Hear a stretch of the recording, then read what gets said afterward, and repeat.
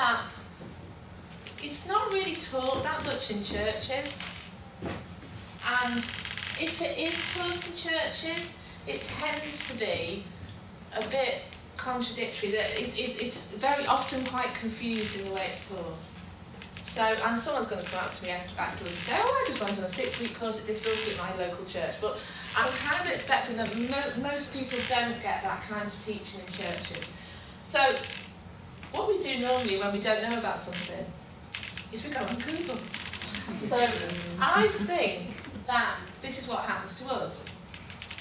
We get our thoughts, because we all do have thoughts about disability, we get our thoughts about disability from 3 places. We either have a direct experience of it, so it's about a family member, or maybe it's yourself personally. That's where your understanding and experience of disability comes from. Or within your local community, perhaps your local church, you've grown up with someone who's disabled. But if you don't have either of those life experiences, where you tend to get your thoughts on disability is society and the wider culture. And that is a problem, because there's a lot of prejudice out there, there's a lot of fear, and there's a lot of ignorance. And so if you're getting your view of disability from out there, it can be very negative. So, just imagine a scenario. It's Sunday morning. You're the welcomer that Sunday. And a family arrives really late, probably in the prayer time, okay? And the young man is clearly different and making a lot of noise. Behind him are a tiny little girl who's really scared and 2 very, very harassed parents. And it becomes clear that you have a family with disabled children arriving at your church for the first time. How do you react? Oh my goodness, what are you going to do? I think, if we're really truthful about it, very often our instinctive reaction inside, we might be very polite on the outside, but inside, that's how we're feeling. We're feeling a bit afraid, and there's all sorts of very difficult feelings we're going through all at once. So we may be feeling a bit embarrassed. We definitely are, if this is your first experience, going to be feeling out your depth. You may be worried that you're saying the wrong thing, so then you get all tongue-tied and you don't know what to say, and you're worried about saying the wrong thing, so you don't say anything, or you say too much, or you say, it can be very, very overwhelming. And I think one thing that happens quite a lot to people is because they haven't got much experience of it, it puts you in a kind of out of your comfort zone, and that can be a very scary place to be. But let's have a think about how that feels for the family. That's all the stuff that's going through your head. Think about the family. So maybe, like Lorna, this is the 4th church this family has tried, okay? And they can see that you're looking a little tongue-tied, embarrassed, and frankly frightened. And it's just going to increase their already sad perception of isolation and feeling as though there's no place for them. So, if that's where you might get to, we have, I suppose quite a long time ago, in HAF, we thought, well, there has to be something else, because otherwise, how are we going to help people to support families with disabled children better? We've got to really start to challenge people's understanding about disability and give them a better way of doing it. So, now, a little bit of a fanfare for this next slide, and really frankly, it's really dedicated to Sue and Aunt Evans, particularly Aunt. The last time I saw Aunt, she was wearing a hoodie with this on it. Does anyone know what that is? Top it is. Okay. Does anyone not know what that is and what the reference is? Okay, it's Doctor Who. Okay. It's a problem using this slide because there may be 3 or 4 people in this room that don't know what the TARDIS is. Sadly, Aunt isn't here today because otherwise we could have done like a whole thing about it. But let me just explain. I think this is a really good way of explaining what we want to say. We've come up with a title, truthfully, I've come up with a title called the More Than Model. And as people keep telling me, it is a rubbish title, because it sounds like an insurance policy. But what we're trying to, what we're trying to do is say that like the TARDIS, which looks like an ordinary police box, but if you open the door, it's actually this fantastic spaceship, which, according to legend, has a swimming pool in it, and all that kind of thing.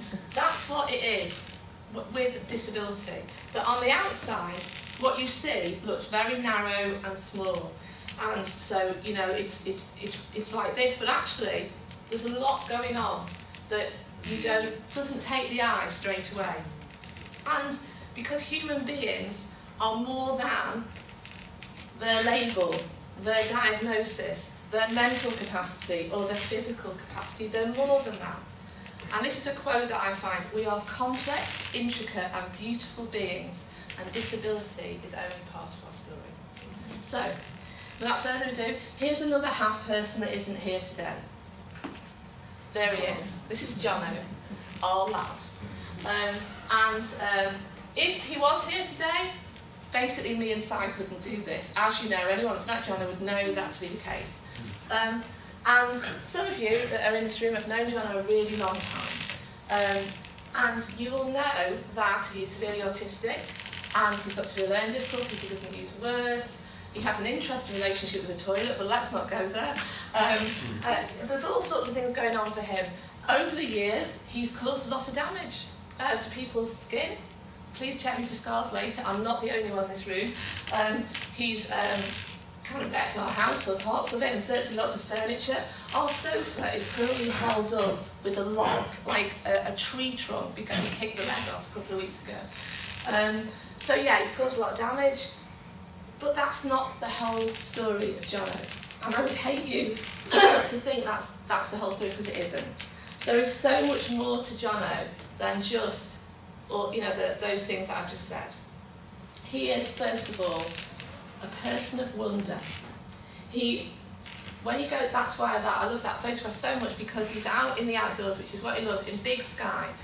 And two very quick stories. Number one, it was one of those awful, teacher training days off school where you have to take him out of school. So we're in Hatfield Forest, me, Si and Jono, and me and Si are having a massive row, like a huge row, like really loud, big row. And we turn around and see Jono, and he is twirling, which is something that autistic kids do, and he does it when he's really, really happy. He starts twirling around, and as he's twirling, he can see a whole herd of deer running across the skyline, and it's absolutely beautiful. And in that moment, we stop rowing, because we suddenly realise that he is in God's creation and enjoying it, and we're still having the same row we had in the car. So, who's there really appreciating what God's created, and who isn't? Second story. Again, some of you know that he's really into art. Mostly the art involves colouring walls. I was looking at these walls on highway and thinking, oh my goodness, Jono really does some work on these walls. If you come to Latimer, you'll see aspects of his art throughout the building. Come and have a look in our car park and our car, because we're thinking of giving it to the Tate Modern as an art installation. However, a while ago, some lovely people who support Jono started to think we could do something with his art, because he does these really big, colourful, massive pictures. He loves colour. So they started to manufacture things out of his art. And we've done pictures, we've done cards, and this is our latest. Wow. There you go. Fabric. That was Carrie's, our daughter's idea, and I think it works really well. So, remember, more to people than meets the eye. So, on to my last one. So this is where the theology kicks in. I think that clearly says it, when God created us, two things. Number one, he created all of us, every single human being, whoever they are, in his image. And if you look in the Genesis passage, it says he was pleased with everything he made. So it's really easy to lump all disabled children and young people into one big lump over here. But actually, the truth is, and we know this from all the kids in half, that they're individual human beings made in the image of God, and they need the same detailed honour and dignity we give the rest of creation. They're also, each union life has an God values every single one of us, and that's true of all the kids, disabled kids that we know and we don't know yet. You know, they've all got inestimable value that can't be compared or measured. And in fact, I love this slide. Thanks to Colin, because it was his version, New Living Translation. It's the verse that in the NIV is "We are God's workmanship," and it basically says every human being is a unique masterpiece. We're a masterpiece. We, each of us, and each of the disabled children and young people that are here, show a unique aspect of God, and they're God's gift. They're God's gift to the world. And if they weren't there, there is some part of God that other people wouldn't be able to see. And also, look at the end of that verse. It says, there are good things that he planned for a long time for them to do. That's the thing.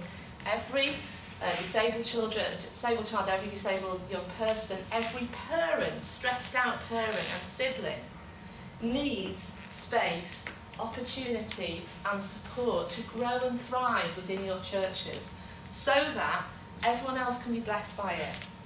This isn't just what God wants. The truth is, if you get this right for families with disabled children, everybody in your local community church will benefit.